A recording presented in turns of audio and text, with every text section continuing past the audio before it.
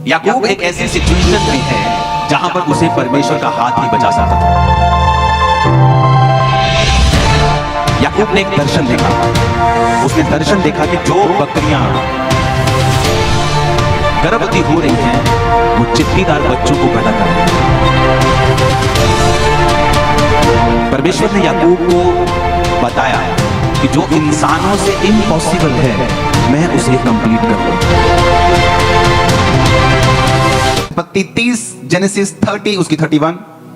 उसने कहा मैं तुझे क्या दूं? याकूब ने कहा तू मुझे कुछ ना दे, मेरे लिए काम कर, मैं तेरी भेड़ बकरियों को चराऊंगा और उनकी रक्षा करूंगा। मैं आज तेरी सब भेड़ बकरियों के बीच होकर निकलूंगा। जो भेड़ बकरी चित्ती वाली चित्त कबरी, जो भेड़े काली, जो भेड़े चित्त कबरी चित्ती वाली हूं, उन्हें मैं अलग कर रखूंगा और मेरी मजदूरी में वे ही ठहरेंगे। जब आगे को मेरी मजदूरी की चर्चा तेरे सामने चले तो धर्म की यह साक्षी होगी कि बकरियों में से जो कोई ना चित्ती वाली ना चित्त कबरी हो और भेड़ों में से जो कोई काली ना हो वो मेरे पास निकले तो चोरी की ठहरेंगी। तब लाबान ने कहा तेरे कहने के अनुसार हो, और उसने उसी दिन धारी वाले और चित्त कबरे बकरों और सब चित्ती वाली और चित्त कबरी बकरियों और उनमें से जो कुछ जिनमें कुछ उजलापन था उनको और सब काली भेड़ों को अलग करके अपने पुत्रों के हाथ सौंप दिया।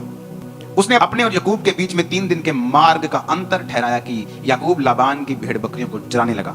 याकूब ने चिनार, बादाम, अरमोन वृक्षों की हरी हरी छड़ियां लेकर उनके छिलके कहीं कहीं छील के उन्हें धारीदार बना दिया, ऐसा कि उन छड़ियों की सफेदी दिखाई देने लगे। तब छीली हुई छड़ियों को भेड़ बकरियों के सामने उनके पानी पीने के कठौती में खड़ा किया, और जब वो पानी पीने के लिए आई तब गर्भवती हो गई। छड़ियों के सामने गर्भवती होकर भेड़ बकरियां धारी वाले, चित्ती वाले और चित्त कबरे बच्चे जनी। तब याकूब ने भेड़ों के बच्चों को अलग अलग किया और लाबान की भेड़ बकरियों के मुंह को चित्ती वाली और सब काले बकरों की ओर कर दिया और अपने झुंडों को उनसे अलग रखा और लाबान की भेड़ बकरियों से मिलने ना दिया। तब बलवंत जब भेड़ बकरियां गर्भवती होती थी तब याकूब उन छड़ियों को कठौतों के सामने रख देता था जिससे वो छड़ियों को देखते हुए गर्भवती हों, परंतु निर्बल जब गर्भवती होती थी वो उनके आगे नहीं रखता था। इससे निर्बल तो लाबान की रही और बलवंत याकूब की हो गई।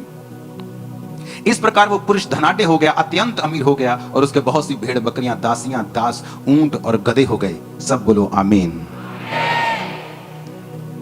याकूब एक ऐसी सिचुएशन में है जहां पर उसे परमेश्वर का हाथ ही बचा सकता था। लव मैरिज का चक्कर पहले उसने डाल लिया।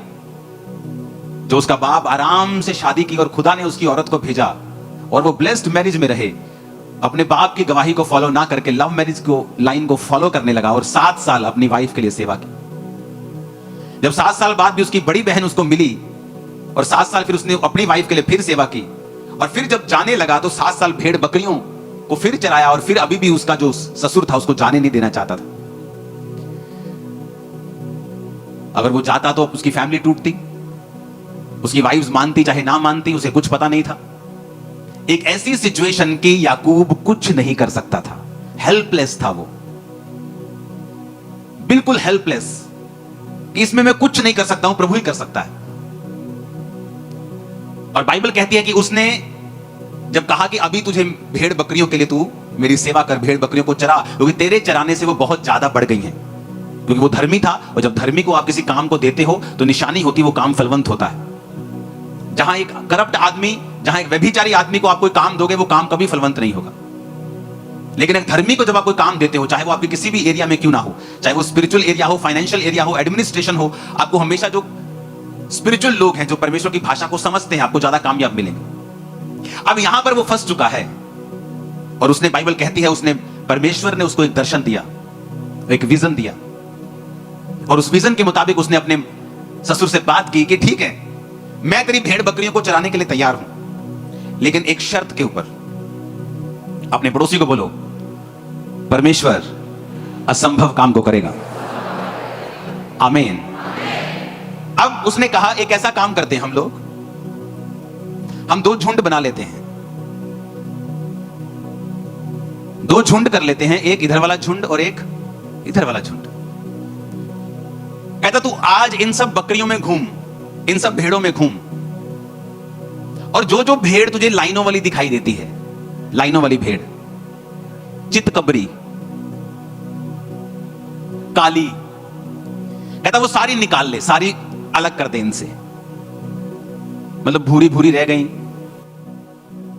काली भी निकाल ले, चित्त कबरी निकाल ले, डॉटेड निकाल ले, लाइनों वाली निकाल ले, ये सारा जो मसालेदार माल है ना सारा निकाल ले। तू मेरे को सिंपल सिंपल दे दे, भूरी दे दे, चिट्टी दे दे,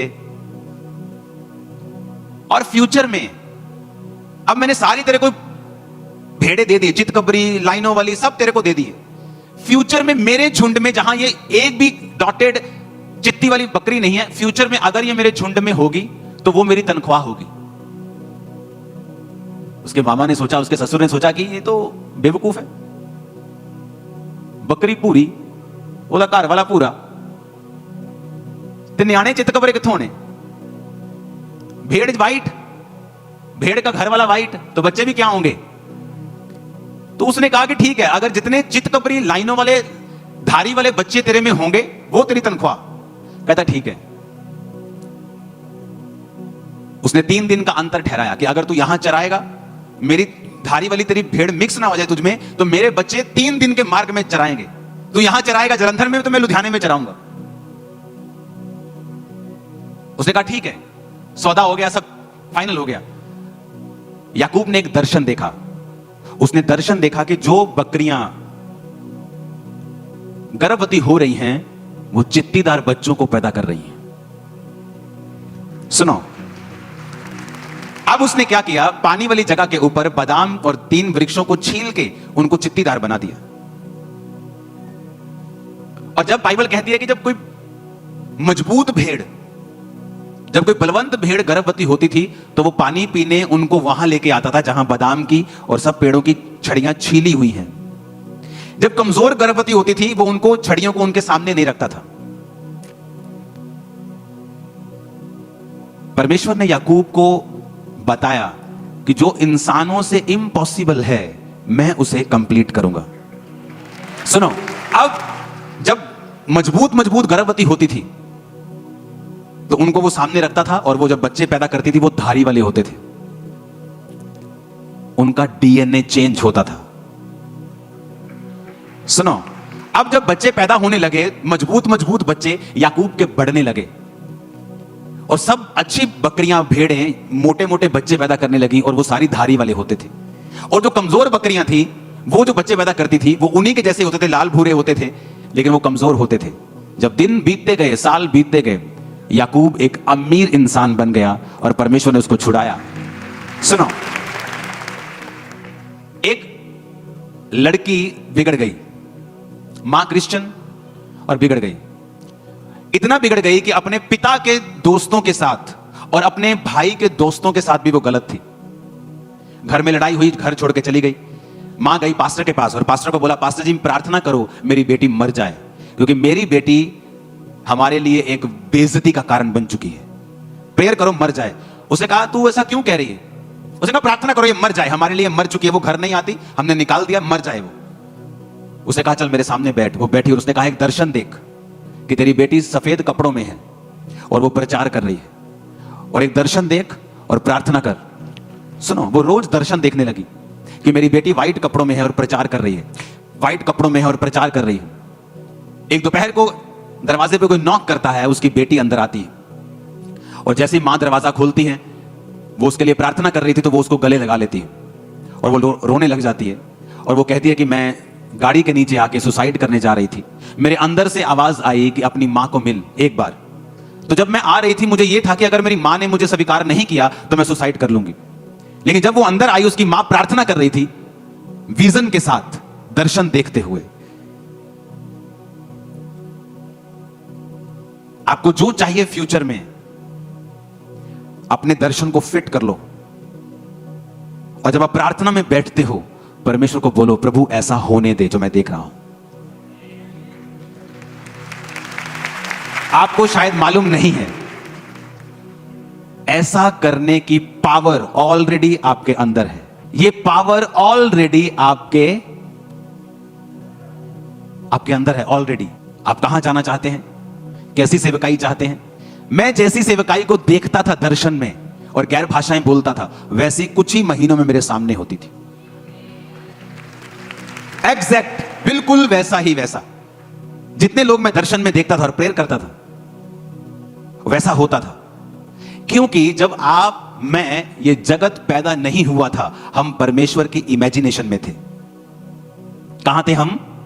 परमेश्वर के दर्शन में थे। हम ओरिजिनल नहीं थे। कहां थे? परमेश्वर के विजन में थे। हम असली तो नहीं थे। कहां थे? परमेश्वर के विजन में थे। उसने दर्शन देखा, इंसान ऐसा होना चाहिए, पृथ्वी ऐसी होनी चाहिए, पेड़ ऐसे होने चाहिए, जंतु ऐसे होने चाहिए, समुद्र ऐसा, पानी ऐसा होना चाहिए। और लिखा फिर उसने कहा उजाला हो जाए। लेकिन पहले वो कहां था? उसके विचारों में, उसके दर्शन में। आप चाहते हैं आप हेल्दी रहें, आप चाहते हैं कि आपकी लाइफ में मिरेकल हो, दर्शन देखो, विजन देखो। आपके पास बेबी नहीं है, विजन देखो कि आप बेबी को खिला रहे हैं, बेबी आपके पास है, आप प्रेयर कर रहे हैं, आप गैर भाषा बोल रहे हैं, आप विजन देख रहे हैं। उसने कहा तू अपने कामों को यहोवा पर डाल दे, वो तेरी कल्पनाओं को क्या करेगा? सिद्ध करेगा। तेरी कल्पनाएं, तेरी कल्पनाएं, तेरी इमेजिनेशन। यानी एक क्रिश्चियन व्यक्ति के पास पावर है अपनी इमेजिनेशन को रियलिटी में बदलने के लिए। और वहां पे सेंस नहीं चलती। अब सेंस क्या है? ब्राउन गोट है, ब्राउन ही उसका हस्बैंड है, और बेबी चित्ती वाले पैदा हो रहे, धारी वाले पैदा हो रहे, चितकबरे पैदा हो रहे। पहले तो उसके ससुर से बेवकूफ है। अब भेड़ वाइट है, सब वाइट है, तो बच्चे कैसे काले चिट्टे पैदा हो जाएंगे? लेकिन उसने कुछ देखा था। जलंधर में मैं गया एक जगह, तब मेरे पास 50-60 लोग आते थे, और मैं साउंड वाले के पास गया। जलंधर में बहुत बड़ा साउंड बनाने वाला आदमी। मैंने कहा मुझे साउंड चाहिए। कहता कितने? मैं कहा 1000 लोगों के लिए। कितने का आएगा? इतने लाख का। मैंने कहा अगर लोग इतने हो जाएं तो साउंड कैसे चलाते हो तुम लोग? ऐसे चलाते हैं। आपके पास कितने लोग आते हैं? मैं 50 लोग आते हैं। आप लाखों के बारे में क्यों पूछ रहे हो? क्योंकि वो कहां थे? यहां, इमेजिनेशन में। और मुझे अंदर से मालूम था कि ये होगा, ऐसा होगा। अपने कामों को यहोवा पर डाल दो, तुम्हारी कल्पनाएं। अब उसने बैरियर नहीं लगाया कि बेटा 50,000 से ज्यादा कल्पना मत करना। कहा उसने मुझसे कहा कि 2 लाख से ज्यादा चर्च की कल्पना मत करना? नहीं कहा। हम परमेश्वर के बच्चे होने के बावजूद भी अपनी कल्पनाओं और इमेजिनेशन को बड़ा नहीं करते हैं। हम बड़ा नहीं सोचते हैं, बड़ी सोच के मुताबिक प्रार्थना नहीं करते हैं। उसने इम्पॉसिबल किया, देखो। और उन भेड़ों के सामने उसने छील के रख दी छड़ियां। जब वो देखती गई वैसे ही होता गया। पवित्र आत्मा ने कैसे, जो भेड़ें उन छड़ियों को देखती रही होंगी, अंदर परमेश्वर ने डीएनए चेंज कर दिया। देखो, सोचो, आज की साइंस के पास पावर नहीं है ऐसा करने की। अगर वो एक आदमी के साथ करेंगे तो मिलियन डॉलर लगता है 2000 की भेड़ में। कि तुम कर भी लोगे, 2000 की भेड़ है तो 9 करोड़ तुम ऊपर लगा दोगे उसके। और परमेश्वर एक एक भेड़ को फ्री में कर रहा है, सिंगल भेड़ को। और जो उसने नहीं किया कि जब कमजोर गर्भवती होती थी वो उनको पानी के सामने नहीं लेके आता था, उस पानी के सामने जहां पर वो छड़ियां छीली हुई पड़ी तो वो नहीं होती थी। आपके पास पावर है बाहर आने की। परमेश्वर की प्रेजेंस में बैठो, विजन्स को देखो, दर्शनों को देखो, अपने माइंड को उसको चौड़ा करो, थोड़ा उसे बड़ा करो, उसे परमेश्वर को समझो। उसने आपको पावर दी है इमेजिन करने की, और उसे पूरा करने की ताकत भी पवित्र आत्मा के द्वारा उसने आपको दी। अगर आप भी नहीं देखेंगे, अगर आप भी नहीं एक्सपेक्ट करेंगे तो परमेश्वर कैसे करेगा? उसने आपको पावर दी है, उसने आपको इमेजिनेशन की पावर दी है। आप परमेश्वर की प्रेजेंस में बैठे हैं, आप इमेजिन कर रहे हैं, परमेश्वर मैं ये दर्शन देख रहा हूं, मैं ये विजन देख रहा हूं। आप बैप्टाइज हैं, आपने प्रार्थना की है, आप टाइदर्स हैं, आप पूरी तरह से परमेश्वर में चल रहे हैं, अपने आप को पूरी तरह से परमेश्वर के हाथों में आपने सौंप दिया है, अपने कामों को परमेश्वर पे डाल दिया है। कोई कंडीशन नहीं है तू चंगा करेगा तो मैं आऊंगा, नहीं करेगा, सब कुछ आपने परमेश्वर के हाथों में सौंप दिया है। अपने कामों को यहोवा पर डाल दिया है। उसने कहा तेरी कल्पनाओं को मैं सिद्ध कर दूंगा। जो तेरी कल्पना में है, जो तेरी इमेजिनेशन में है, मैं उसे सामने रख दूंगा। आपको रिजेक्ट किया गया, आपकी बेइज्जती की गई, इमेजिन करो कि दुनिया आपकी इज्जत करेगी। इमेजिन करो, एक्सपेक्ट करो, सोचो, उन दर्शनों में उनको रखो, देखो फिर क्या होता है। हालेलुया।